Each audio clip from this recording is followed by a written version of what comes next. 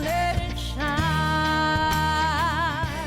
Welcome to the Faith, Church and Disability Podcast.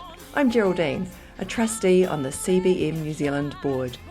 At Christian Blind Mission, because we fight to end the cycle of poverty and disability, we're glad to be teaming up with the Baptist NZ Podcast Network to produce this podcast series. Find us online at cbmnz.org.nz and baptist.nz/podcasts. We hope you find this episode inspiring.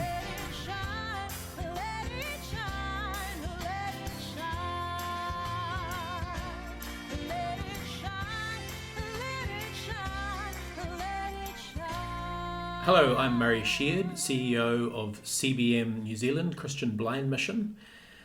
On these podcasts, I've interviewed a number of people with disabilities, which has been a great pleasure. But today is a little different. I'm here with Charles Hewlett. Welcome, Charles. Yeah, hi Murray, it's good to be with you. Hi, and yeah. Charles, you are, you have been the principal of Carey Baptist College, but you're now the New Zealand Baptist leader of the Baptist churches. Correct. Yes? Yeah. Yeah. So I've been in that role for about 5 years. Yeah. Super. Yeah. Now I have to admit, I'm feeling had some interesting feelings coming here today. You are someone who had children with profound disabilities, and I have read your book, Healing Hope, and I'm feeling, if anything, a little terrified in that I don't know what I'm going to feel today, and I don't know what you're going to feel today, because these are deep personal issues. They also bring up theological questions. They go to the heart of faith, but also humanity. So I'm really excited to be here. So thanks for joining in, and I'll just ask you to give a little bit of your story. Thank you. Yeah. Thanks, Murray. I guess, just even reflecting as I've heard you speak there, most of my married life anyway, has been marked out by disability and sickness and hospitals and grief and death. And, we've sort of had to adjust from being normal, whatever that is, to sort of being almost entirely defined by children living with disability. About August 92, so it's a while ago now, our first child, Janelle, was born, and 5 months later, she was diagnosed with an inoperable brain tumour, and she was just given 2 to 6 months to live. In fact, that would have been 31 years ago this week, actually. Despite the prognosis they gave her, she lived for another 12 years with extreme physical, intellectual disabilities, and she died just short of her 13th birthday. And we're thankful to God that we had those extra years. They were hard years, but enormously thankful to God for Janelle. She was born in 92. In April 94, our second child, James, was born. 18 months later, we were told that he was severely intellectually disabled. And today he's 29 years old. He has the cognitive ability of about a 9-month baby, 6 to 9 month baby. So he depends on us for all his needs. Lovely young man, but very hard work. And we thought we'd have a third child. Joanne, my wife, pregnant, her waters broke prematurely at 26 weeks. And after 4 weeks in hospital, she gave birth to Jessica, 10 weeks early. And we're sitting there again in the hospital, listening to the medical professionals talking about the real possibility of something significantly being wrong with one of our children. And so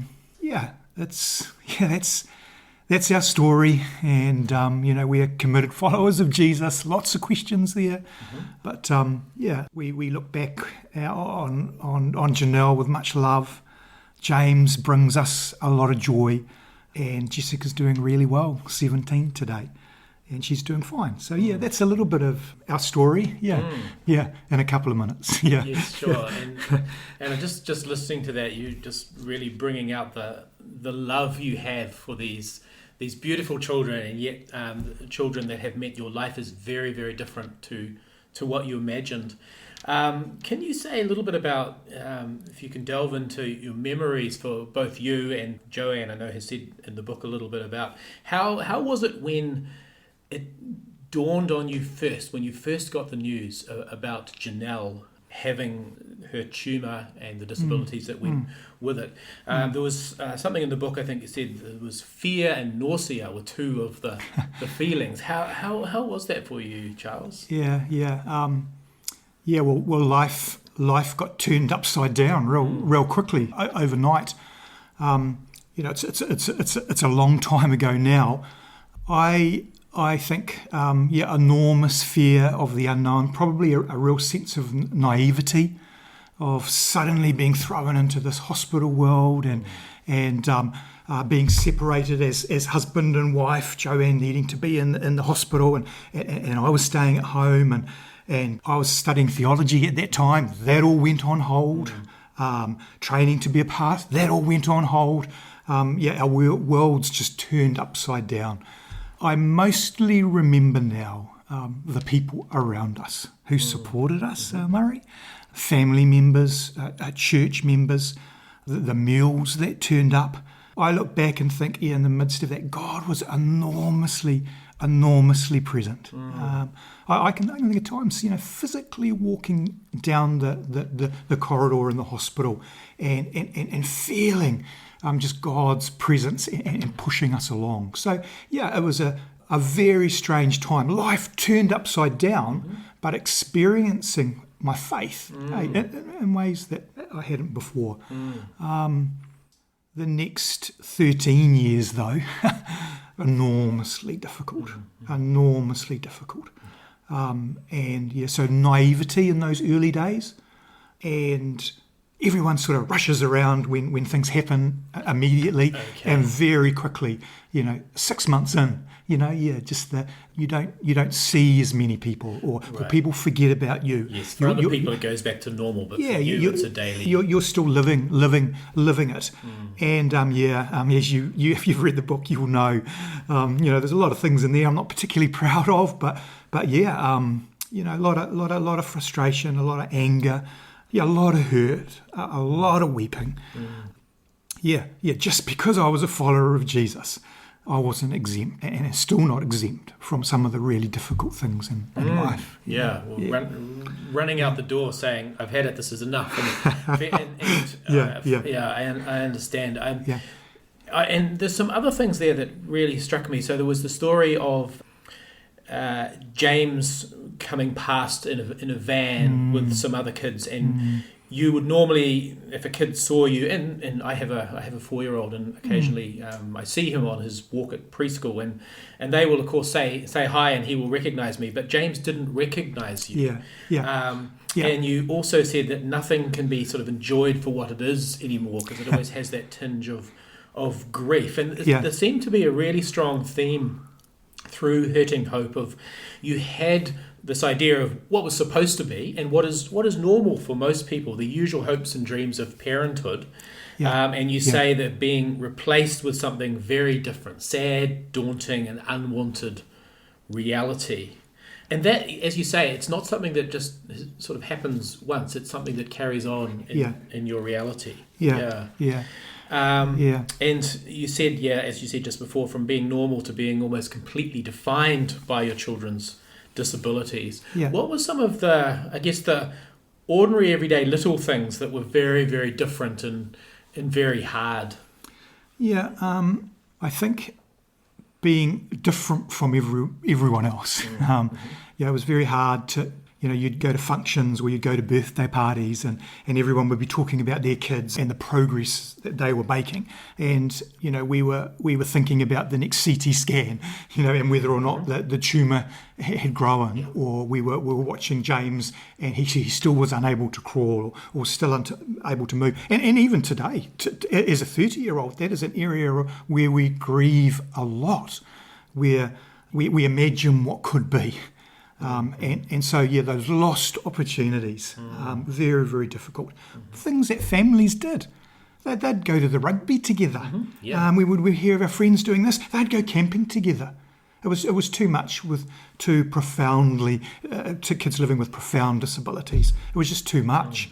And we would be left at home knowing what our friends were doing, Yes. knowing what everyone else was doing. And so, we felt abnormal. And you're very much defined by it. Yeah. And I'm talking very much in these early days when you're coming to terms with it. Yeah. But I think as the journey goes on, we begin to appreciate and love and value and accept our kids for who they are, rather than imagining what they could be. Yes, sure, exactly. So, because I remember when a while ago my mum died, but for quite some time she had dementia, and I was looking after her quite intensely at the same time that most of my friends were looking after their kids, and they were tired and I was tired, but they were building something. They knew their kids were going to become more independent. They were going to have all these milestones and joys, whereas I felt like I was just effectively hospicing my mum. There was going to be no sort of happy ending. So I can imagine that for you, having your kids and then looking at your friends with their kids, that divergent path and feeling like you're not being seen by them, but also you're not going to have the end result that they have. And a lot of grieving there. But I love to tell the story of being invited to speak to a group of young adults who had profound intellectual and physical disabilities, and I just started. I was only a couple of minutes in, and I got interrupted by a question, and someone put up their hand down the back of the room, and they said, "Would you like to swap your daughter for a normal one?" Wow! And I thought, "Oh my goodness!" And I'm standing up the front there, and I'm thinking, "This is the first time anyone's asked me this question." Would I like to swap Janelle, whose cancer-ridden brain had left her extremely disabled, for a normal daughter? And I'm standing there, and I sort of spluttering my way through an answer, and I quickly realised this question. This wasn't about us or our daughter. This was this 20-year-old, 22-year-old woman. I think she was confined to her wheelchair, struggling to live with cerebral palsy. She wanted to hear from us whether she had any value or worth, or perhaps, as a person, she's been so badly damaged that she needed to be replaced by something that was more appealing. This was a really significant moment for me in what we're talking about, because I ended up answering that question with a resounding no. And did that surprise you? Yeah, it did. It was a beautiful moment of transition. No. I have a beautiful, beautiful daughter. I have a beautiful, beautiful son who has been fearfully and wonderfully made. Yeah, and forced to think, that verse applies to my kids. Mm-hmm. They have been fearfully and wonderfully made, and I think at that moment it sort of changed the journey for us. Began to change the journey. What a beautiful gift we have been given in our kids. I mean, it comes across very well in the book. There's the struggle between the grief you carry, and yet at the same time you talk a lot of beauty. Joanne, at one point, it says in the book, "How can such a broken person be so beautiful?" And she talks about the contagious giggles, the fun, the human train as your kids walking them to bed. So that grief of that mix of grief and joy, it's just not clean, is it? It's all in there together. Yeah, absolutely. Yeah. So Charles, I'm interested in the fact that there are so many stereotypes and assumptions that people have about people with disabilities, and also working with CBM, and I've recently been in Nigeria, and I have to say that is global. The stigma that people with disabilities face, say in Nigeria where I was, can be mixed up with a whole lot of cultural assumptions as well. And have there been occasions when someone has asked you something, said something to you, maybe unthinking, or maybe even well-meaning, that has just made it more difficult? Yeah, it's a really good question, because it is interesting. I think most people are well-meaning, so I think that's important. Yeah, I got a bit of a list I could give there, I reckon, with our kids. There's that sense that they need your pity, that they don't have a good life, that they're unable to contribute, that they need fixing, that God only speaks through the rational, that there's no way he could therefore have a relationship with your child. Who sinned? Yeah, you or your parent. So there's many things. I think of that one. They need to be fixed. Yes. Joanne and I were speaking at a church once. It was quite a big church, Murray, and I'll never forget it at the end. This family who approached us after we had spoken together, and they're slowly walking down the aisle, and they look exhausted, ready to give up. And Dad was pushing the wheelchair, in which his profoundly disabled son was sleeping, and the mother walked, was just sort of slightly behind it, holding a hand. They had a teenage kid, I think, as well. And you know what they said to us? They cried out, "We're an embarrassment to our church." And after a few moments, there was just this silence, and the father says, "They can't heal our boy, and they don't know what to do with us." Exactly, don't know what to do. Yeah. And so, I don't know whether it's genetic screening to prevent birth of a disabled person, or treating them as a healing project. The message can appear the same, that disabled lives are not really worth living, and if they are, well, they're definitely at a lower, sort of subordinate level. That's a big one. That's a hard one. What was another one I listed there? I just said, objects of pity. Mm-hmm. Yeah, you hear that quite a lot. Lovely people that we've known over the years. Yeah, that have just viewed our kids as primarily through pity lens, and they've chosen to sort of define our kids in terms of what they can't do, or what they don't have. Oh, isn't it a shame that they can't? Or, oh, it's such a pity, And sadly, Murray, these people, they struggle to see beyond the wheelchair and the disability to actually the person who is sitting in that chair. And it's like what you were saying before. They fail to know the good things. What makes Janelle laugh, for example? What songs do James enjoy? What's special noise? And getting to know them as people, and not just chores, to look after, but rather they can enjoy them, in pleasure. Disabled people are not subhuman. They will minister to you just as much as they will minister to others. I'm going on and on here. I could go on and on here. But lots of stereotypes that we need to unpack. But I take it most people we have engaged with are well-meaning.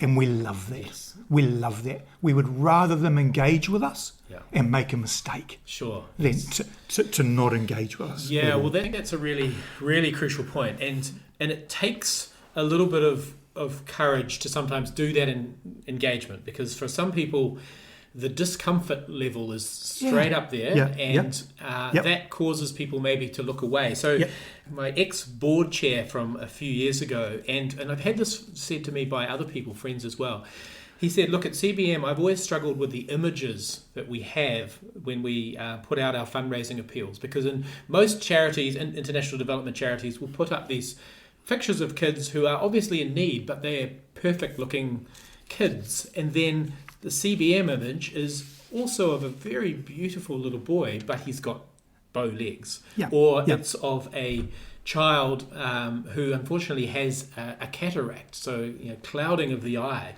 And these are these are confronting images. Right? They're not easy to look at. And so there's that sense for me of like, and it's a theological question as well. Where do we put our pain? Where do we put our discomfort? How do we become people who can hold that discomfort and therefore walk forward and not look away?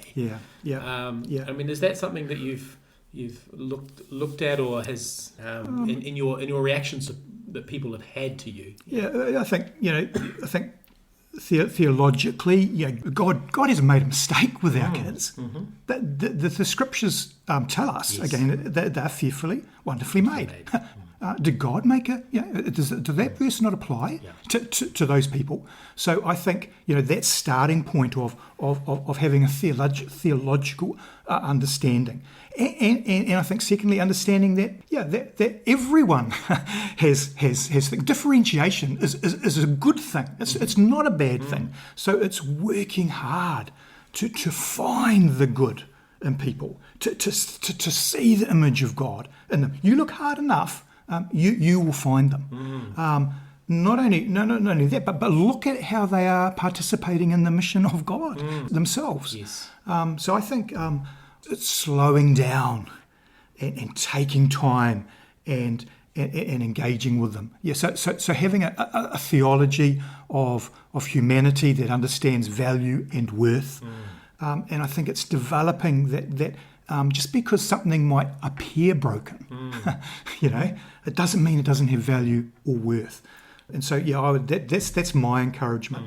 And over time, we grew to see the enormous value and worth in our kids. Yeah. And so Paul makes very clear that it's through brokenness and weakness that God shines and engages. Absolutely, yeah. And I have many stories, that I could tell about how I've seen our children and others, bring glory to God. Yeah. And you mentioned, God valuing of people with disabilities, but you also mentioned there that really interesting idea of, so what is it for someone with a disability to also participate in the mission of God? And I understand you had done some travel where that was a theme, not only asking how are these people being looked after, but how are they enabled to participate in the mission of God?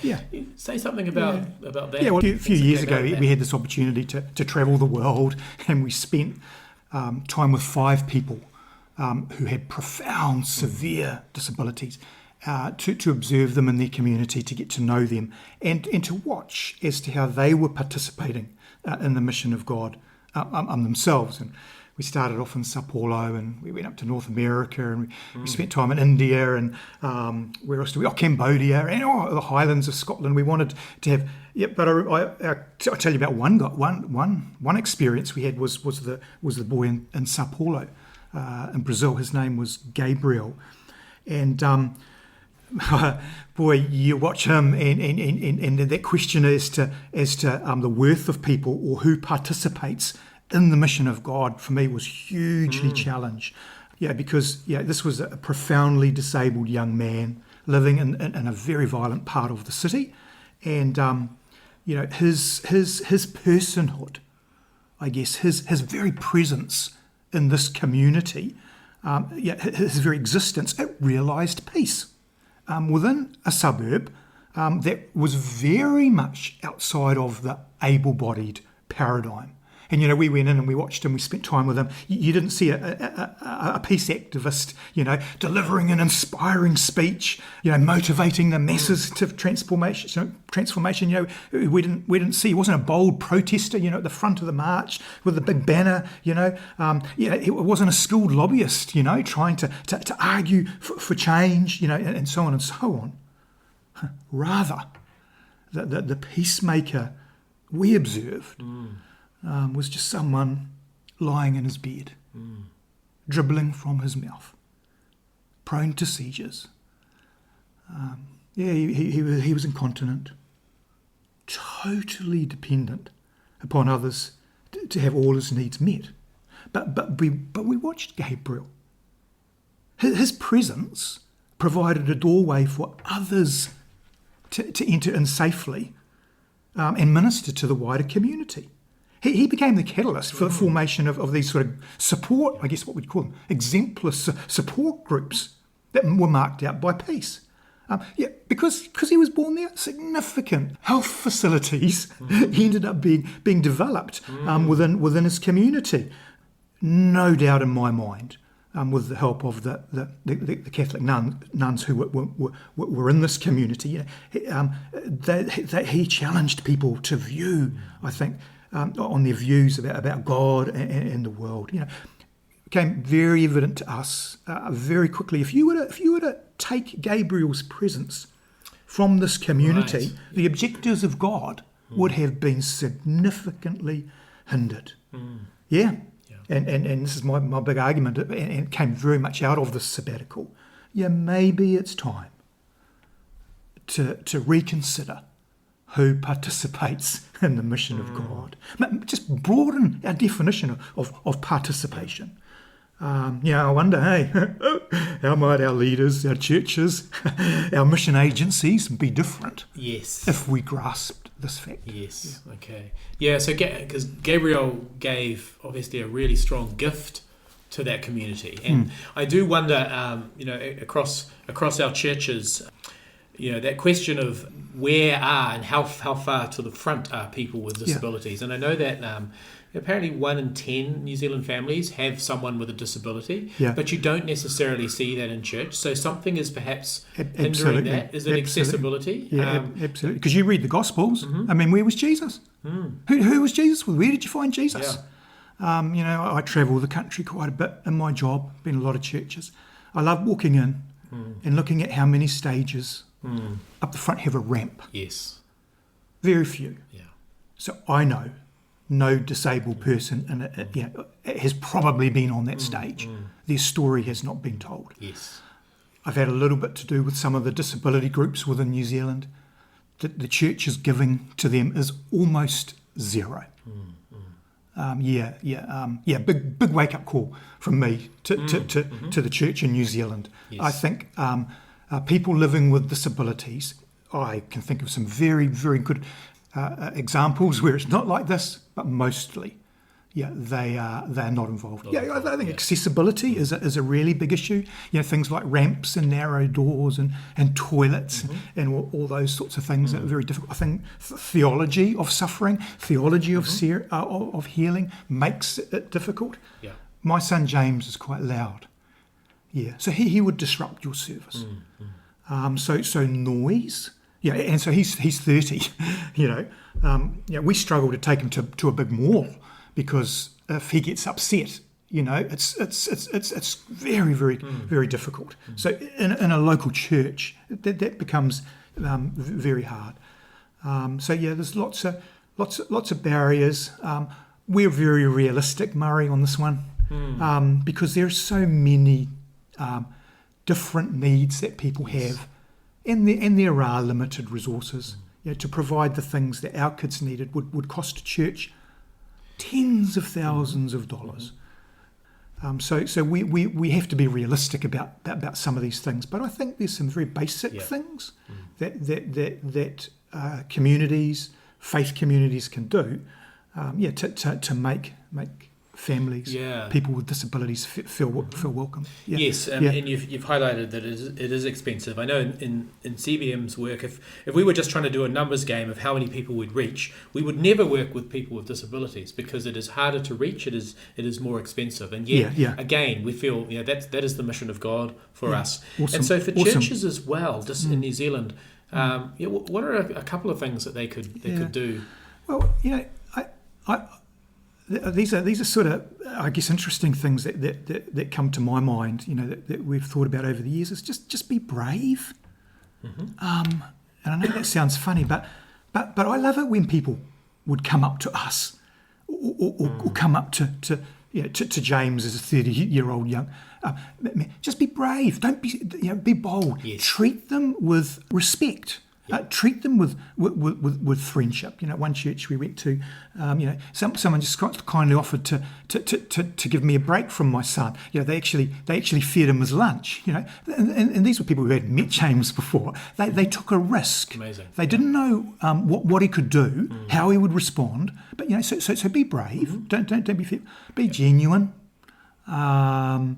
I think we talked about this probably enough, but people who see your children as healing or prayer projects, they soon taper off. Those who have the genuine concern, they'll be there for the long haul. Yeah, and so be genuine, be honest, work hard at seeing beyond the dribble, seeing beyond the wheelchair. Yeah. Be informed. It doesn't not hard to inform your church. Take the time to inform them. This is James Hewlett. His parents are now going to tell you what works for him. Yeah, and so I think those sorts of attitude things. Be a friend. Boy, oh boy. Over the years, for being a parent particularly, it's very lonely. I guess we talked about this before. It's being separate. You're separate from being the normal. Just don't be worried, freaked out about being PC sometimes. Just be friend, accept, involve the families, and churches. I would say be sacrificial. How can we help? Those sorts of. So I think it's very much for me an attitude thing. Having that attitude. That friendship, that sacrificial, the love, the acceptance, the support, they are probably more important, than a lot of the other things. Value them as a person. So the attitude. Value, just value them as a person. Janelle's life was very hard. She suffered a lot, and it affected her body enormously. There's one thing that I thought was beautiful about Janelle, and it was her fingers, her fingernails. They're long and beautifully, just naturally beautiful. And as her dad, it was so special when I'd watch someone come up to her in a chair, and they would just hold her hands, and they would say to me, "My word, what beautiful hands she's got." That was the best thing ever. Fantastic. Oh, thanks, Charles. We touched on questions of theology, and this whole time we've been diving in and out of the human condition in many ways. There was one thing I wanted to ask you about. So you say in the book, you relate a story of how when you were in the cancer ward, a woman with a child with leukemia came out and said, "If anyone tells me there is a God, I will spit in their face." And so that whole question of how does God allow evil? Now you're a theologian. I'm not a theologian, but my background is in teaching philosophy a while ago. So that question of what we call theodicy, or what does it mean? Or how does God? Why does God allow suffering? And it's been something that philosophers and theologians really trace a 3,000 year plus history around that question. I mean, one of my conclusions is that we really don't know. No. But also, I think it's a lived question, isn't it? It's not just a question in the head, because if you had tried to answer that woman right there, the best theological answer in the world wouldn't have cut it, because she was in pain. I think I say in the book, don't I? Did I say in the book, I think at the end there of that chapter, that she wasn't after a theologian. She just wanted a friend to wrap her arm around her. That's right. And tell her that it was going to be okay. Exactly. And so this whole very strong idea we have in Christianity that God is in our suffering, that Jesus suffered, and deliberately, the crucified God. I remember the 19th century philosopher Schopenhauer pointed out, he said, at the center of Christianity is an instrument of torture, the cross. And for him, that was a way of saying Christianity is itself torture. We're trying to this idea of God and sin, all of those things are a way of sort of torturing the human race that we'd be better off without. But I remember always thinking, there's something missing about what he's saying there, that actually the fact that this instrument of torture is right at the center of our faith is actually a mirror of the world, because suffering is really strongly in the center of our world. I also remember in the UK, Richard Dawkins and others had put up a whole lot of ads on the side of buses saying, there is probably no God, so stop worrying and enjoy your life. And it's really odd that why would you think, if you don't believe in God, that somehow human anxiety and worry goes away because it's part of the human condition, and that people would necessarily enjoy their life? Actually, that whole struggle of the sadness and grief and joys and how they all mix up together is so much part of the I guess the the heart of being human. So I just I wonder how you have struggled with that question. Not that you necessarily have got to the theological answer, but more a case of the fact that you obviously do the theological work, but you have the lived story as well. How does that all work? And I guess it's hard, isn't it, to understand how a good God could allow suffering. Why this God who's meant to be all powerful and all knowing, all loving, doesn't intervene. And I guess I've never really understood some of these comments. Maybe I'm not sure why. I think having a good theology of suffering has been very helpful when we went into this situation. Maybe I'm just naive, too trusting, but I personally don't see why evil and suffering in our world needs to be God's fault. What God created is good. The world's not functioning as He meant it to as a result of sin. And so, if I get angry at anything, I get angry at sin. I get angry with Satan. It's a hard. God has done something about this. And 2,000 years ago, Jesus entered into our world. And He did something about it. And we have that phrase, the now but not yet. And we look forward to the time when all things will be renewed. But boy, He has done something about it now. His presence. He's taken Janelle to heaven. There has been healing. There, no more tears. So I think, I don't see it as God's fault. I see this is the result of sin.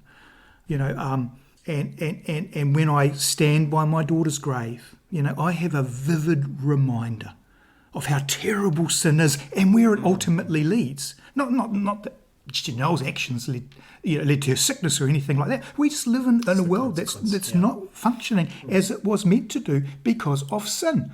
And why do we see sin so attractive? I don't know. When I watch my son, get stuck in a corner and not know how to get out of it, that's the consequences of sin. I'm always very careful to say this, and I know I've had a lot of pushback over the years from various people and theologians on this, but we've learnt to value suffering. I couldn't have said that in the early years, but we've actually learnt to value suffering. As I've just said, it reminds me of the enormity of sin. And so I've worked really hard. We work really hard to remove it from our lives. Oh my goodness, it's given us an eternal perspective. It makes every day I'm thinking about heaven, where my daughter is. And those things I used to give priority to, that used to be important to me, no longer, no longer important. Really clarify. I've been broken.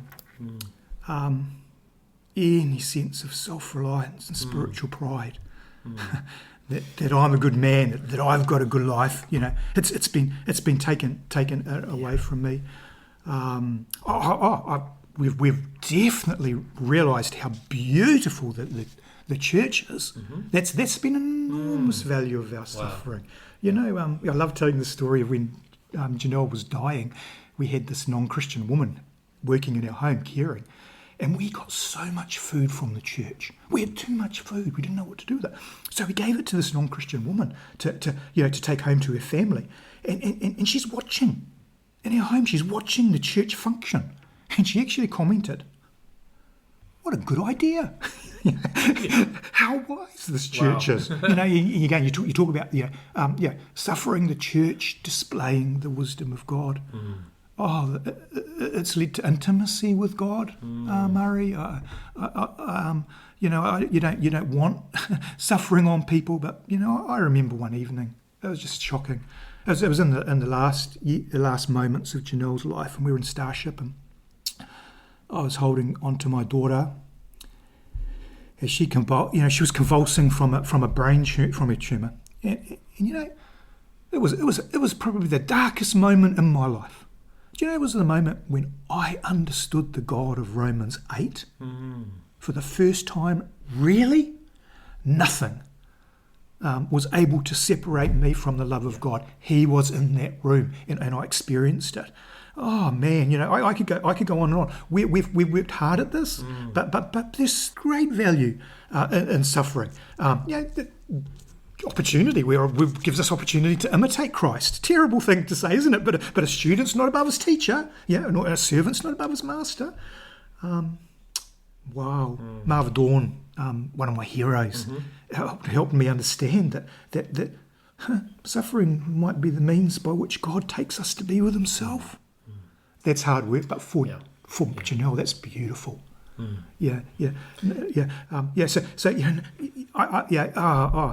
I've seen God's grace in new areas. I'm going on, aren't I? I'm going on and on. I can see God's grace in new areas of my life. Just because I thought this has happened, it doesn't mean God's removed His grace totally from my life. Wow, I've seen all these new areas, where God has bestowed His blessing upon me. Oh, the empathy now I have now, to be able to go into Starship and sit with a family whose kid's dying as they turn the life support switch off. I couldn't have done that. Huge value.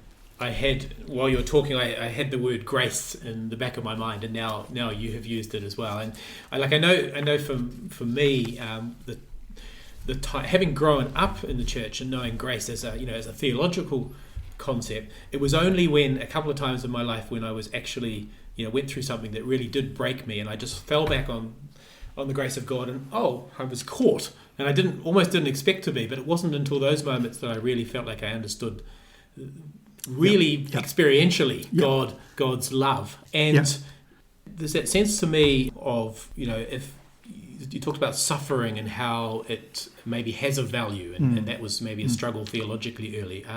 It does seem to me that it's those moments of suffering that, like you say, they do expand your capacity to love and to have empathy in a way that you may never have had before. And so, even though we've had the fall, we've had the sin, then God has come in and used that to actually, pull us up to a spiritual level that we may not have been able to have before. Absolutely. I think, and I don't want to sound harsh in this at all, Murray, but it can, these difficult things in life, they can make you or they can break you. It's trying to say, how can I use this for good? How can this make me a better person? How can I get the support around me that I need?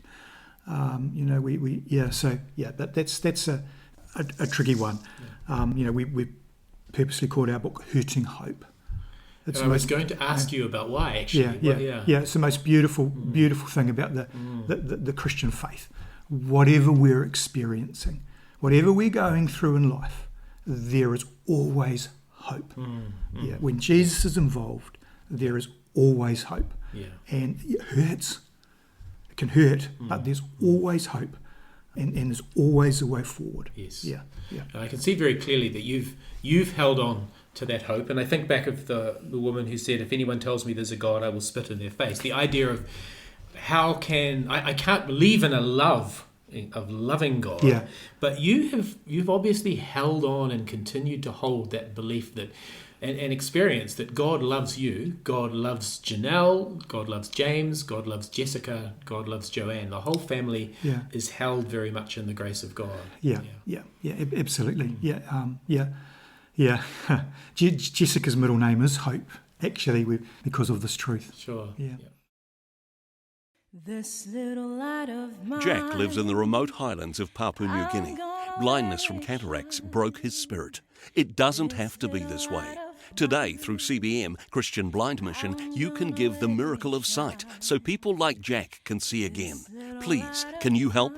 For just $35, you can give the miracle of sight to someone like Jack in Papua New Guinea. And a New Zealand government aid program will multiply your gift 5 times. Call CBM, Christian Blind Mission, on 0800 77 2264 or visit cbmnz.org.nz. Charles, thank you so much. I just want to finish with a question which I think you've touched on a little bit, but are there some things that you wish people who maybe don't have a close family member with a disability knew about your life and the life of other parents of children with disabilities or other people with disabilities, and maybe how can people who are unsure maybe find out more? Yeah. I think probably, I guess it would be a summary of all we've talked about over the last little while. Be proactive. Don't be scared.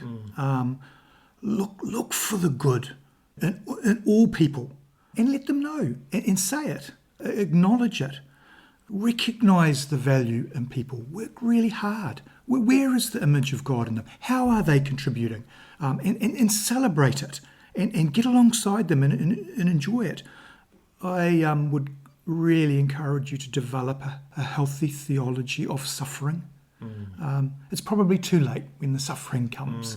And that's something for pastors, for teachers, to regularly be doing with their communities, for families, giving people a good theology. So when it comes, they have a framework to make sense of it. Because at any moment, there is bound to be someone in that church that is going through something very deep and very troubling, right? Absolutely. So there's no need to wait because it's there. Yeah, absolutely. And it should be a constant thing, a regular thing.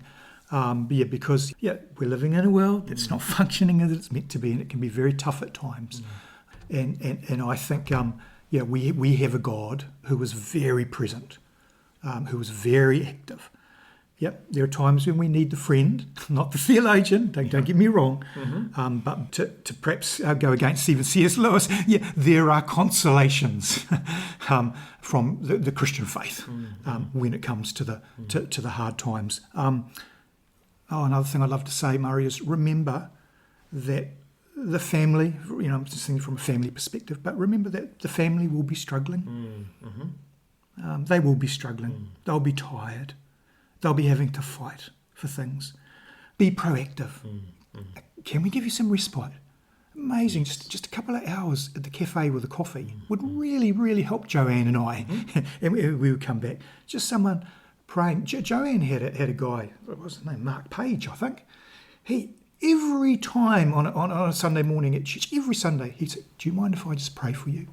And for Joanne, that was a beautiful, beautiful thing. Every week, this guy would come up and say, just pray for you and your family. So there are some of the things. You want to know more. And of course, read Hurting Hope. That's what parents feel when their children suffer. That's what we've tried to write, I think, from even the organisation that you're representing. Go online and have a look, and resources.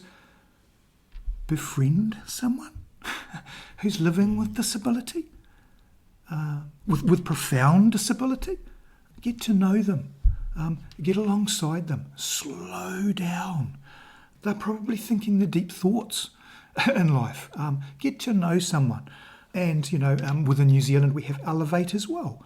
Go online and have a look at Elevate and some of the resources that they have. Read the scriptures. Read where Jesus was. Look what he was doing, who he hung out with, and then mix that in with reading a bit of the Psalms as well. A real reality check for us. Thanks. So Charles, look, it's been an honour and a pleasure to talk to you, to hear some of your story and just reflect together on some of the questions of being human in that situation, but also being Christian in that situation. And I thank you very much. Thanks heaps, Murray. It's just our story, and I appreciate you listening to it. Thank you. The book we've been referring to in this episode is Hurting Hope, What Parents Feel When Their Children Suffer. It's by Charles and Joanne Hewlett, and it's published by Piquant, and you can get this online.